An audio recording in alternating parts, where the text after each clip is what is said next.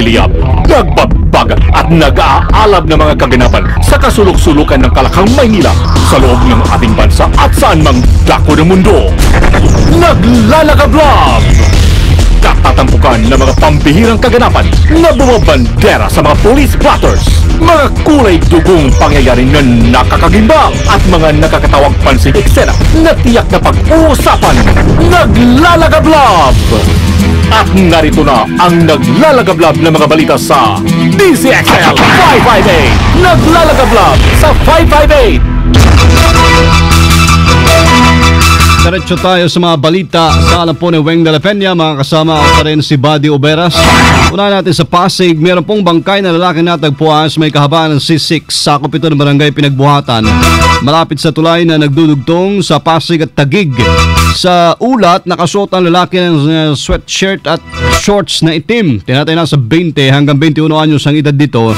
Nakatali po ng packing tape ang ulo habang tinalian din ng isang kordon ang leeg. Sa interview ng RMN kay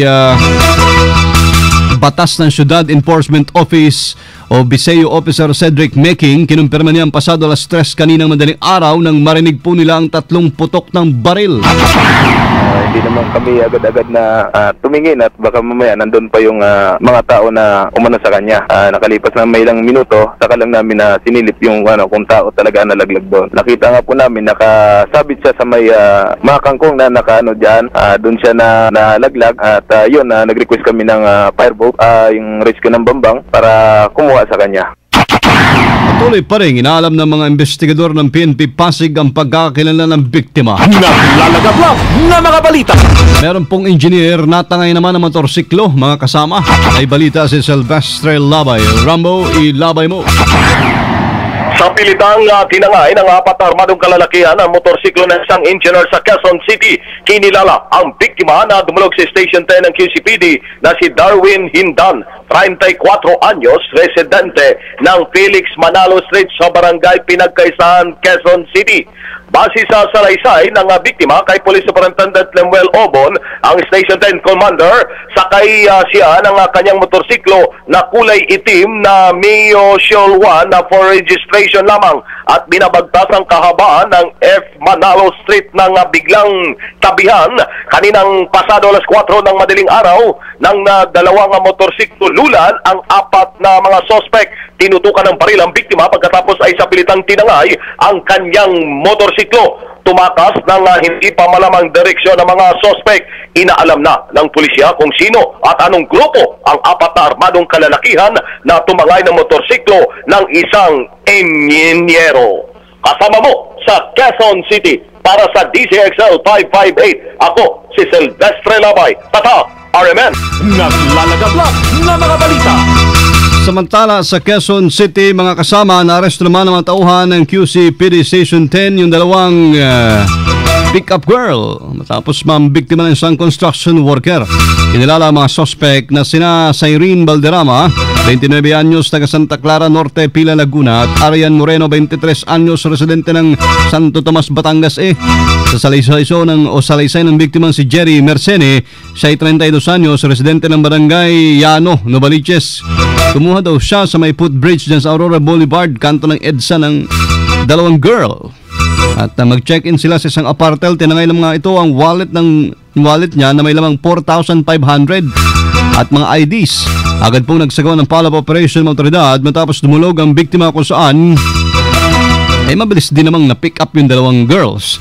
Pero nang maisauli na sa biktima ang kanyang pera, hindi na ito nagsampa ng kaso kaya't nakalayan na rin ang dalawang suspect.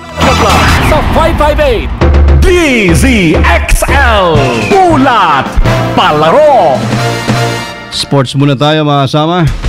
Nasungkit muli ng Philippine Women's Basketball Team ang kampyonato sa Second Discovery International Women's Basketball Invitational na ginanap po sa Naga City. Bagamat mas matatangkad ang Australian team, ginamit ng Pinay dribblers ang kanilang liksi at bilis kung kahit nanalo sila sa score na 77-69. Hindi natin to alam masyado, hindi na po promote. Maging ang mga manlalaro sa Australia, Singapore at India ay humanga sa kayhampo ng national team. Mga kababaihan po ito, labis-labis ang pagpapasalamat naman nila sa suportang pinakita sa kanila ng mga taga-Naga. Sa susunod na taon, nakatakdang gawin ang 3 torneo sa lungsod naman ng Davao. naglalagab na sa DZXL Showbiz Balita.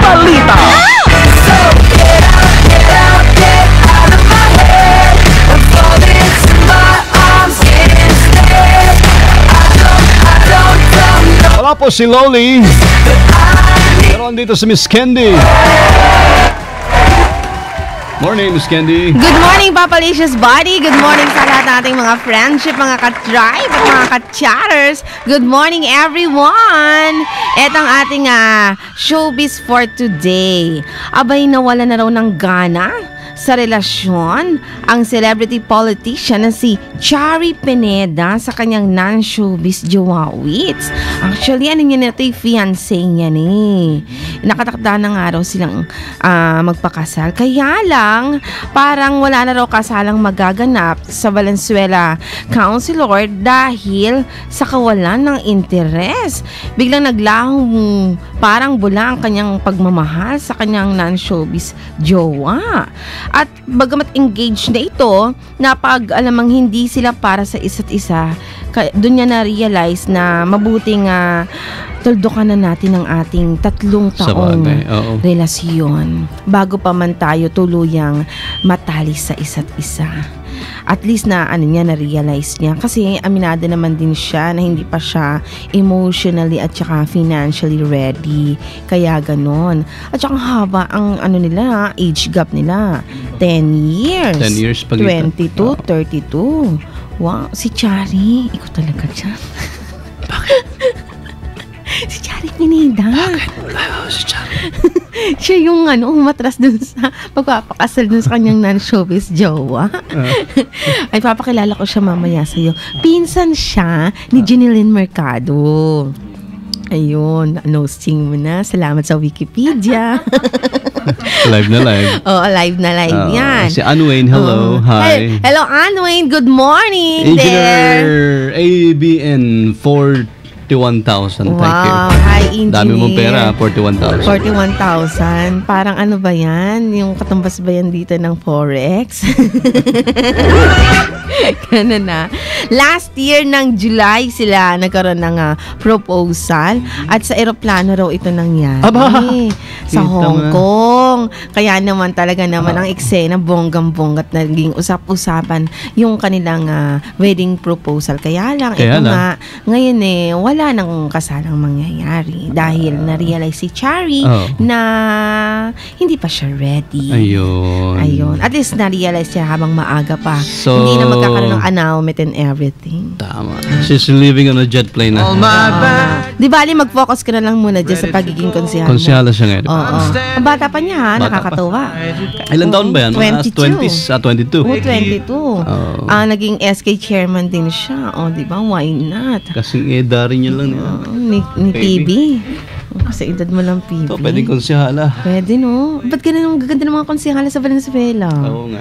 Si Shalani. Parang hindi sila nabababad sa baha, no? Tama, hindi halata ang kanilang kapusyawan. Nakala. Mabuti na lang. Parang PB lang yan Okay, sa ngalan pa rin po ni Loli, ito pa nag-iisang Daldakila, Miss Candy, Tatak RMN. Thank you, Miss Candy. Let me go.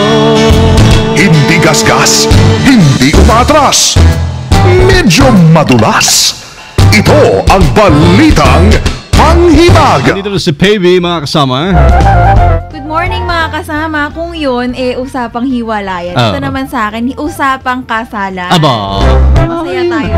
Sige nga. Good morning mga kasama. Ito naman, isang 8 taong gulang na batang lalaki ang nagpakasal sa 61 years old na ginang sa South Africa.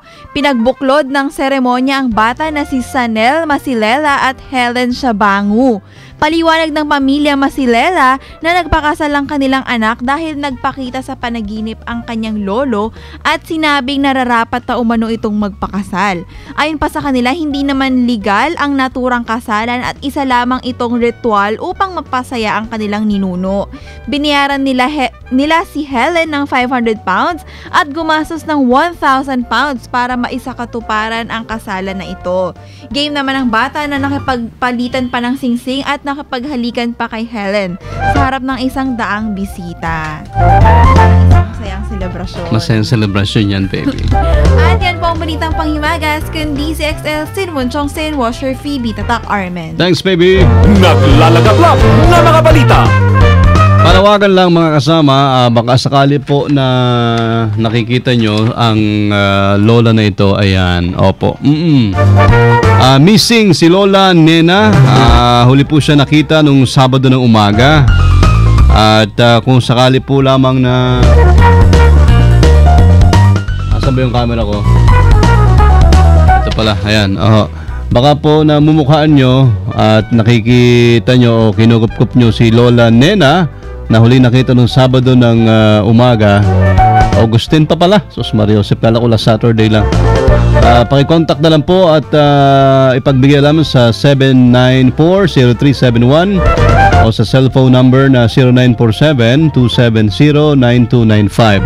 Yung mga onliners natin yan, tulungan nyo siya. Hanapin po si Chris or si Juby pag nakita, ha? Thank you.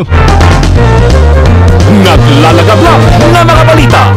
Nakikinig din sa DZXL ngayong umaga sa balita natin. Diyan sa Nueva Ecija si Tate Jose Santiago. Ganda umaga po. At dyan sa Sampaloc nakikinig sa DZXL si Evelyn, Ma'am Evelyn Yasanya. Salamat po na marami sa inyo. Naglalagablab na mga balita.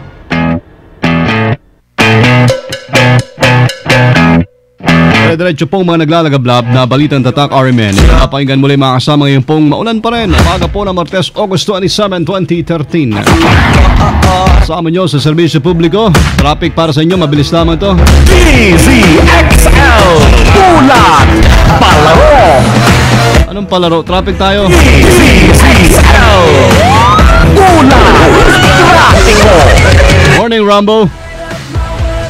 Buddy, mabagal ang usad ng sasakyan dito sa Kabanang sa Kamuning dahil nagkaroon ng karambola kanina dyan sa Naalis na ba? P2 at tila hindi pa naalisa kasamang buddy dyan sa Tuason yung tatlong mga pampaserong bus sa naturang lugar. Pagkalampas nito ay bagyang bumabagal pa rin hanggang sa Guadalupe na kung saan meron ding vehicular bago sa tulay patungo rin sa timog bahagi ng Metro Manila. Sa kabilang linya ay tuloy-tuloy ang usad ng mga sasakyan. Walang problema.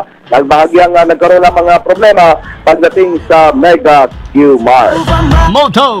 And Moto for today, kasamang body, ang dugo kay Professor Eric San Juan, kay Prof. Eric San Juan. Do your best and God will take care of the rest.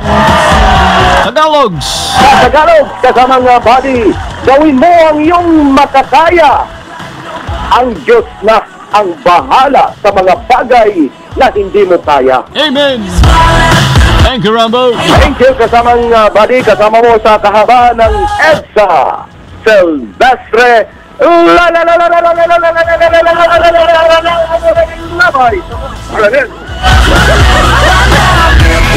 From the province of Occidental Mindoro, ano po ni Wayne de la Peña o si Buddy Oberas, mabuhay. Ano po sa DZXLI Tatak RMN. Subayin niyo ang natinirang minutong kalikulan ng mga pinakahuling kaganapan sa Kalangang Maynila sa ating bansa at saan man dako ng mundo. Naglalagablab! Dito lamang sa unang tiyak DZXL 5x8, ang bagong kasama mo! The way that you flip your hair gets me overwhelmed. DZXL 5x8